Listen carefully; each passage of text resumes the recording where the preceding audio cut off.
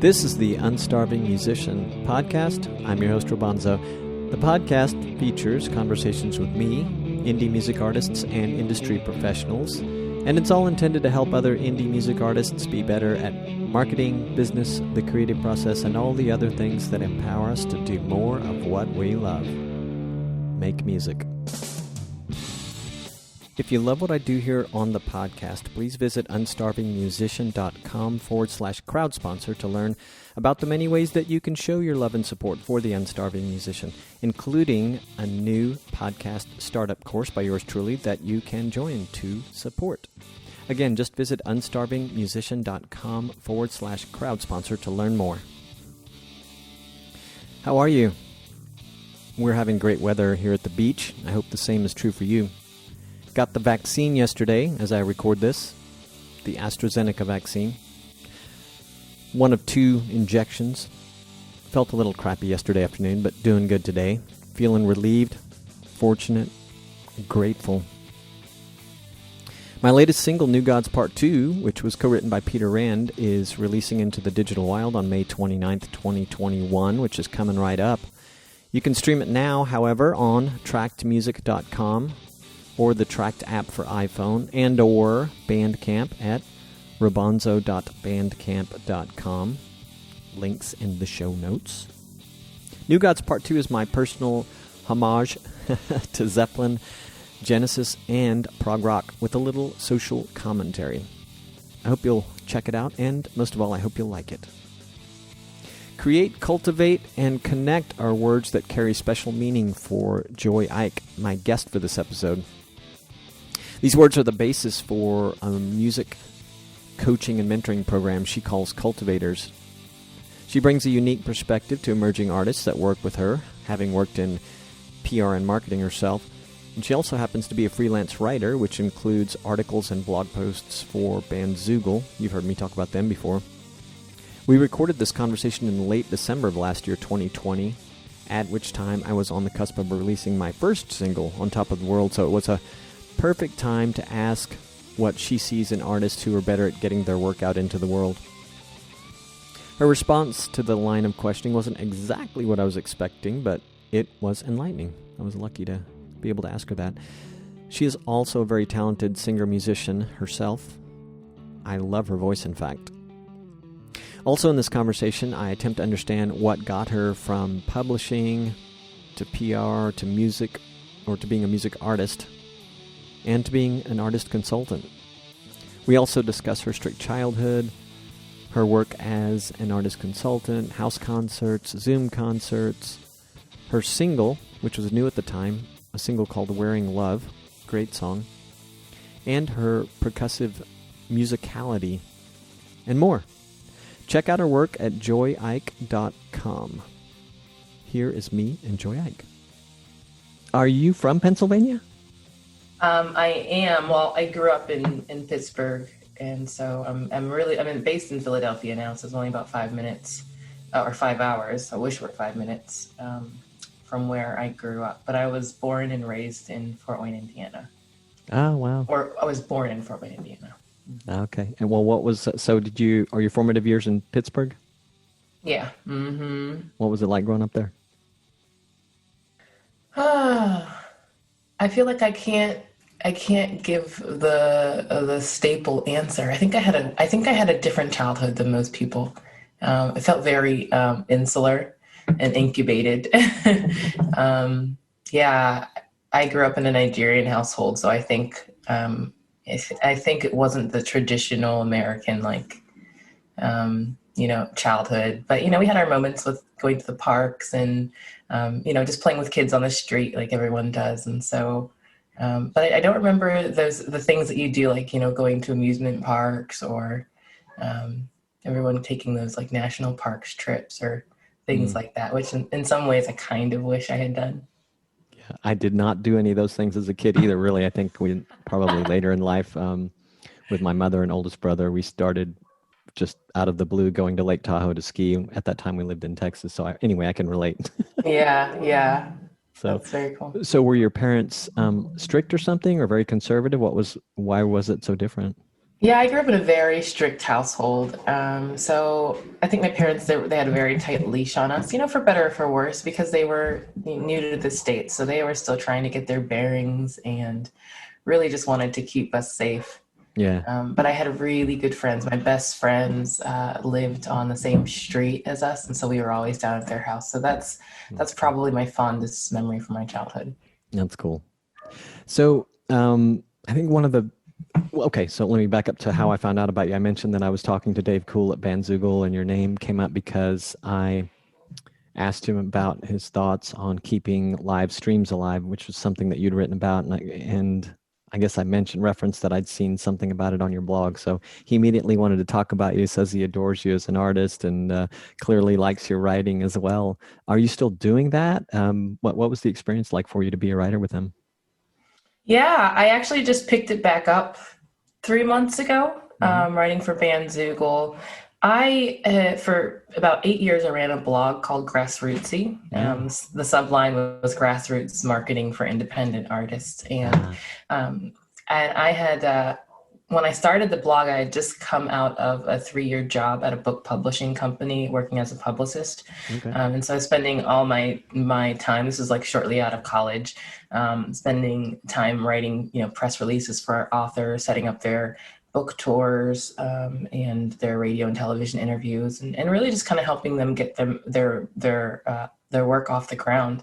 But what I realized, especially because I had started making music at that point, and then more seriously after the fact, was that all the things that I was doing at the publishing company directly translated over to what I was doing for myself, making music. Just the process of not just creating the piece of work, but trying to get it out there and let other people know about it. And so that led to Grassrootsy was, all these trial and errors of promoting my own music, then led to these, post-show coffee house conversations with other artists that I've been sharing the bill with, talking about things that had worked and things that didn't work, and really just hearing their experiences. Excuse me. And so that led to starting the blog, which then led to other bloggers and other websites sharing posts that I'd written and asking me to write for their for their blogs. And so that's kind of how I met. That's kind of how I met Dave, and he's been really great to work with, really easy to work with too.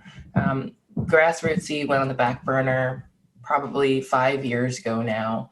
But there's always been that itch to talk to artists about making their work, their art, sustainable, and so those conversations, they continue on. I'm always talking to artists about things, and this year I officially started coaching younger artists on really kind of vision casting.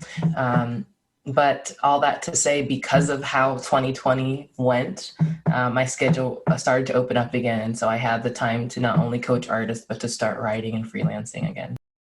You mentioned that you had these skills that lent themselves from the publicist role in the publishing world to being an artist, and you very wisely culminated to being an artist consultant. And I was thinking before you got to that point that, wow, these skills clearly carried you to a point where you've sort of added that into the mix of what you do. I was a little curious. I actually just want to know about a little more about the artist consulting, and if there was any like one thing or a couple of things that really feel like they carried you or led you to the point of wanting to do that with people. Yeah, I think one of the biggest things I noticed, or the differences between the success of a project and a project just kind of flailing and falling to the ground, is how passionate the artist is about getting the project out. And not just getting the project out of them, because I think we all make art for that reason. We have to get it out of us. But the passion, or maybe even the purpose, and even if I could use a bigger word, calling, like the calling of what your art is supposed to do in the world, like what void it's supposed to fill in the world. And I think I noticed the artists that are just like, wow, this is like, this project is meant for this reason, or this season of life, or for these types of people. Like maybe they're trying to find their niche audience, or Mhm. all those people who kind of attach that meaning into what they're doing are so much more committed to the success of a project, as opposed to just getting it out of them, or as opposed to just, being in the limelight or being in the spotlight. And I think we all make work for different reasons. Some of us do make it because we just need to get it out, and that's totally cool. But I think there's a difference between wanting to get the art out of you and wanting to get the art out into the world. And so that has really been the drive behind everything from grassrootsy to writing articles to now Cultivators, which is my coaching side of what I do musically. I really love seeing artists who are passionate about what they do. And I'm always encountering this question: how do I monetize? Artists ask, how do I monetize what I do to make a living?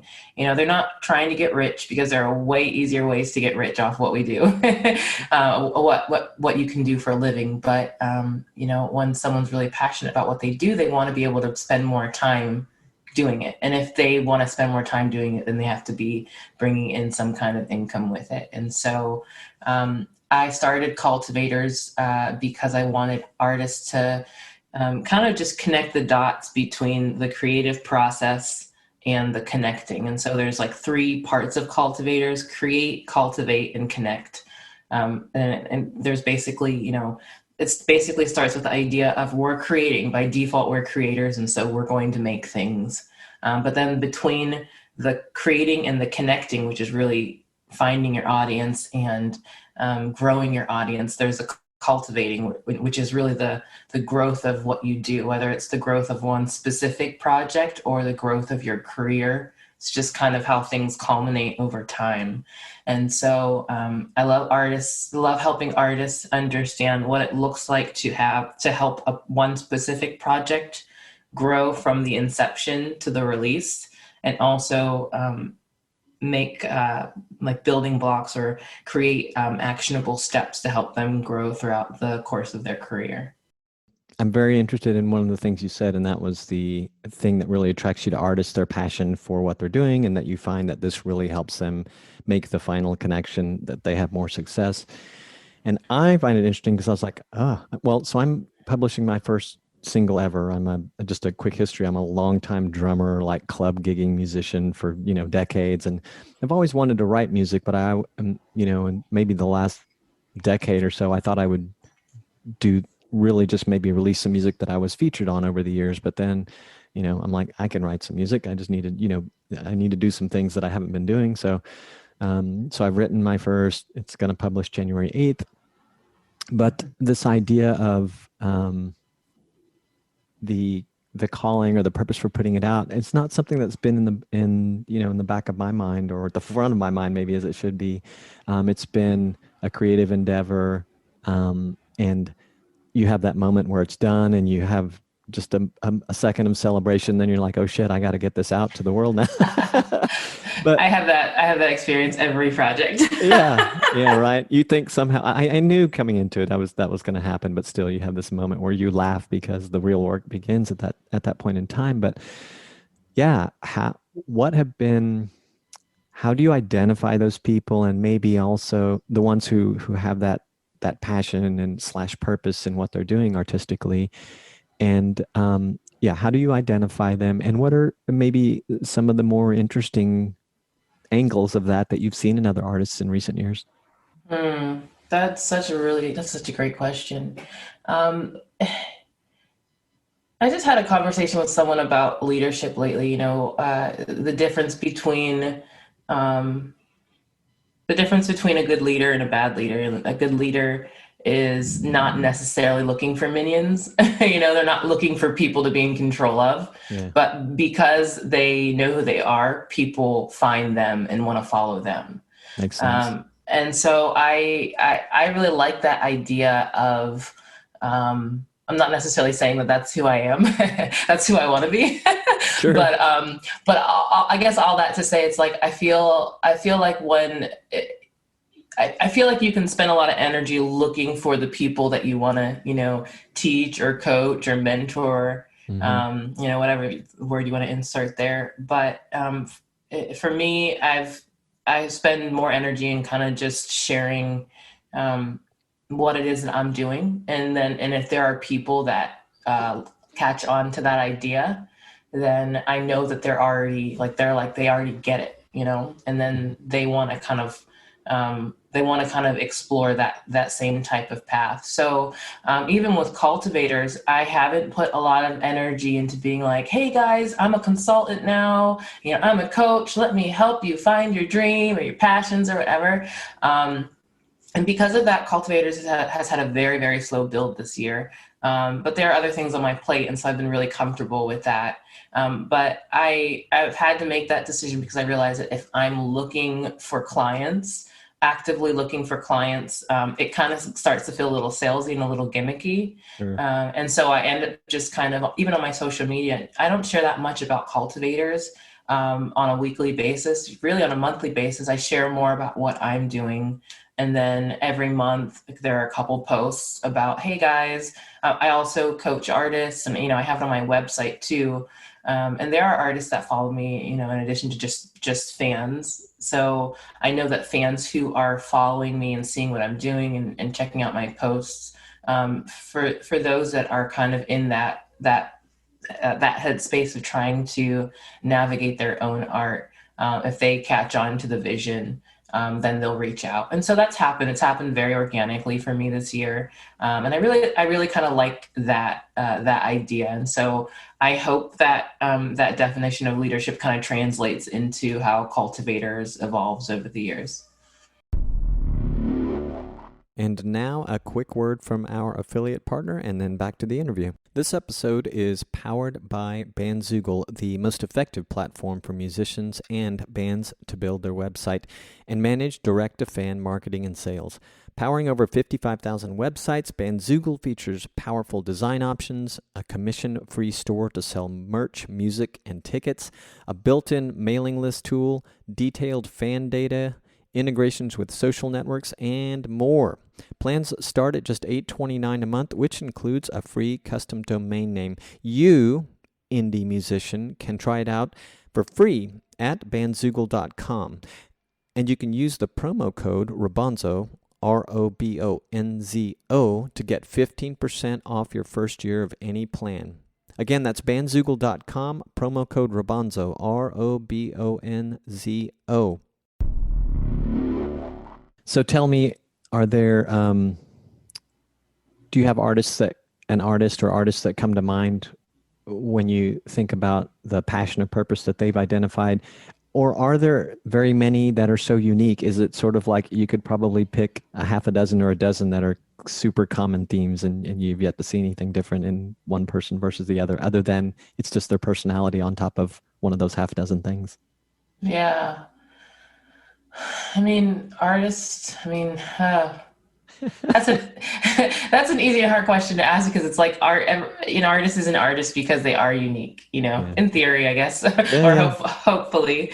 But if I could like pick out one artist, she's a veteran, and she's someone who I followed so closely over my whole career, and she's probably been doing this 20 years longer than I have. And her name is Sarah Groves. She's based out of Minneapolis.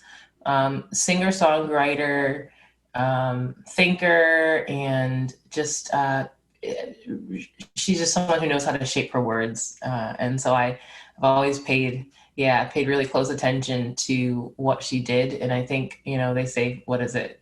What's that expression that pious form of flattery is, when you kind of look and when someone emulates you, maybe, or they... Yeah. So I've always watched her from a distance because of that. And I don't ever think that she was looking for her audience. I think she was just being completely herself, and her audience found her. And she, for me, I think I started to follow her closely when I realized that perfection was trying to eat me from the inside out. And I really, I wanted to be such the perfect musician, but it just was not happening, and I didn't have the music theory background. I didn't have all of those things that make an artist an artist. And And it's like the more and more I tried to drill it in my brain. So funny. Side note, I was learning some Christmas music this week. And I was like, I just hate this. This is so hard. I'm just gonna stick with playing my own stuff because it's always a challenge to just like get things in me. And so all going back to Sarah Groves, I remember listening to her music. I was right out of college and just falling in love with the simplicity of what she was doing. And then, looking into her and just seeing how much she brought it down to the simplest form of what she was doing, and really just making it about people, the message that she wanted to deliver to people. And so I found too, not just in my own music making, but in artists that really excite me. Those are the artists that excite me. Like what do they want to share with the world, and how are they doing it differently than everyone else? And there's this quote. I don't know who said it. I heard it a few years ago. There's always going to be someone better than you, and there's always going to be someone who's worse than you, which is true. But what you want to do is be different, because there's just no one that's going to be Right. just like you. Yeah. So yeah. You made me think of that expression, nobody does you better than you, right? So Yeah, that's it. I apologize for the chat there. The passion, I've gotten in this new thing where I'm going to just do an occasional note here in the chat, but I'm not going to send it. But every time I do, and my guest is like, what? Does he want me to be more passionate? I know. I was like, should I say the word passion now? I'm going to start warning my guests this might happen. So anyway, thanks for, you did really well. Yeah. Hiding the distraction. So we haven't really talked about your music. I was laughing because you mentioned, your perceived shortcomings, and you have a beautiful voice, and I would have never guessed you're not like highly trained in theory, just to kind of listen to you. I do love, someone wrote about it, and I the bit of music that I've listened to, I didn't really think about it a lot, which is ironic because I'm a drummer, but you've been noted as being a very percussive artist, a very percussive musician on the piano. Where does that come from? You clearly embrace it, but where does it come from? Yeah, I always say I'm a drummer stuck in a piano player's body. And I so wish that drums were my primary instrument. My sister's actually a drummer, and so we tour a lot together, play a lot together, and she's been with me since the start. So that has a lot to do with it. But we're Nigerian, and so percussion is like in our bones, in our bones and in our blood. And so my earliest memories of listening to music, growing up, they were like Nigerian. I guess I would liken them to like Nigerian gospel music, lots and lots and lots of rhythm. And so rhythm was everywhere, all the time, at home, and in like different gatherings, like community type gatherings, with other Nigerian families. So all I remember is like everybody would clap, but they would all be clapping different rhythms. But as long as they stayed in the timing, it all worked out. And so, yeah, so percussion is huge. And even when I was recording my last album, I looked for a producer who was a drummer, instead of looking for a producer who played another instrument, because I needed someone who understood that drums were not there just to keep things in time, but were there because they were essentially like the primary instrument in the project. Yeah, I should have, being a drummer, I should have been Nigerian. Another laughter moment in my head was my parents were Mexican, and I'm like, wow, that if I'd have taken the same approach, I'd have accordion laced to my music. Yes, that's lovely. That's lovely. I had so many things I thought we might talk about, and we're going to run out of time here. But I love your Instagram, by the way. It's really nice. Oh, thank you. Love it. Let's see here. Oh, house concerts. I really love your house concerts page and mention. It looks like you did a lot of Zoom concerts this year. I did my very first house concert right before the pandemic fell. And yeah. I don't know if you know this, but I live in Panama currently. And so I hadn't written much of anything in February, but I'd been thinking for almost a year, I want to bring one of these people I've met through the Unstarving Musician, which is essentially how I learned the most about house concerts. I thought I want to bring somebody down here to do a short string of shows. So I did that, and they were here in February, and it was a really wonderful experience, and these great aspirations to do more.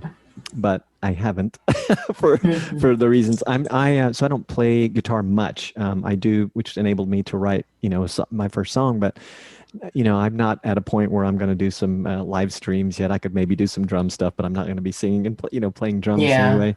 I'm guessing you'd done a lot of house concerts prior to the pandemic, and then you transitioned to doing them on live stream. It sounds like, correct me if I'm wrong, that you're taking a little bit of a break from that, which may be nothing more than the holidays. I don't know, but can you talk a little bit Hmm. about what the transition has been like and what you anticipate moving forward? Yeah. Yeah, I really miss house concerts. If there's anything that I miss the most with being, on lockdown, give or take for the most of this year, it's being able to be in people's homes. I did start doing a lot more Zoom house concerts. People reached out to me. Those that were either wanting to do things for friends and family. I had a few people who were like, "Oh, I want to celebrate my birthday. I can't be with people, but I'd still like to do something special." And then there were like small concert series, like folk concert series that weren't in session this year, and so those translated over. Um, I think why those worked. I don't know if this wasn't necessarily the question, but I think why those worked and actually did translate over to Zoom pretty well is because house concerts already have that intimate feel, Hmm. and you can't necessarily do a club concert on Zoom. It just doesn't it doesn't have the same effect. Um, and also one of the things that one of the hosts did, they did the breakout rooms so that there was already the opportunity to get to talk to other people who were tuned in, which is really the beauty of house concerts. It's like you're not just going to the show and leaving with the one or two people that you came with. You're connecting with people that someone else knows. It's like a mutual friend, or maybe the host knows them. But because there's that mutual connection, and because you're already in a house and it's like a less sterile and organized environment, it already has that hominess. Hmm. You're naturally talking to people in a way that you wouldn't at a club or some other type of venue. So those were really, really beautiful and really rewarding. And I had suggested to a few of the hosts if there could be like a Q&A, either at the end or in between every few songs, so that it could be more interactive and give people a way to engage and really connect with the songs, and really, selfishly for me to feel like I was connecting with them. Yeah. And that really, really made those experiences so much better, or made those Zoom calls so much better. So I'm really glad that translated over in a year where not, playing out is the opportunity isn't really there that much. I do think moving forward, I think that I really think it's going to be in favor of independent artists. I think big gatherings probably won't happen, and even if they are happening, most people won't be too comfortable with that. Right. So I keep telling artists that how things are playing out are really in our favor, as far as if we're comparing ourselves to more mainstream artists. And so I think artists have. The indies have a leg up right now and an opportunity to capitalize on that, when the weather gets better, when we start to get into a new groove in the world. So that's my forecast for the future of house concerts. Well, thank you for that. It's encouraging, and I was thinking about asking you what's on the horizon. That's beautiful. And if you saw me looking distracted, I was like, I didn't write down the name of your your latest, what I believe is your latest single, "Wearing Love." Is it your latest? Yeah, that's it. Yeah. Beautiful song. I've Thank only had a you. chance to watch a little bit of the video, but pretty cool. That is you dancing, right? Thank you. Yeah. That's me. Very, very nice. Tell me when you released it. Uh, yeah, Wearing Love came out about a month ago. Yeah, almost a month ago. Actually, exactly a month ago. And yeah, that one was quite the endeavor. And yeah, it's the song itself has been around for about a year, but over the last 3 months now, I'd just been doing the work of figuring out how I wanted to like put it out in the world. and I knew it was for this time in the world. Just about, Yeah. at the heart of it, it's, the song is like, okay, well, we can continue to stay on our political sides and, think that things are going to be resolved once November passes. But guess what? We're going to be here in 4 years again. So we need a new plan. Exactly. Well, I really love it. It sounds like maybe getting it out there in this particular time was the answer to this question, which I'll make my last. But was there anything outside of that that proved to be like the biggest challenge of getting that particular song out? And normally I would just ask, what was your biggest challenge with releasing that song? Yeah. Oh, man. Yeah, outside of that, I mean, getting the song out, that was the challenge, and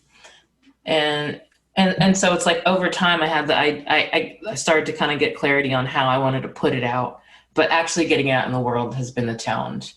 If we want to sneak into marketing a little bit, Facebook has changed so much with its algorithms this year. Really? And with how things are promoted, where everything is super like ad and yeah, promoting dependent. And so, yeah, I found, so I put a native link on Facebook, and then I did another version on YouTube. And I just pushed everyone towards Facebook because I knew, if people see it on Facebook, they're going to share it and it's going to travel exponentially. Mm-hmm. So it's traveled very well on Facebook, but not nearly as easily as the last few videos I've done that process with. Mm-hmm. And it's just been so hard to make the video travel. And then of course, because I've been pushing everyone towards Facebook, the YouTube hasn't gotten any attention. Uh-huh. So it looks like the video hasn't reached anyone. And so it's just kind of frustrating right now, because it feels like the odds are stacked against you if you don't have a huge following.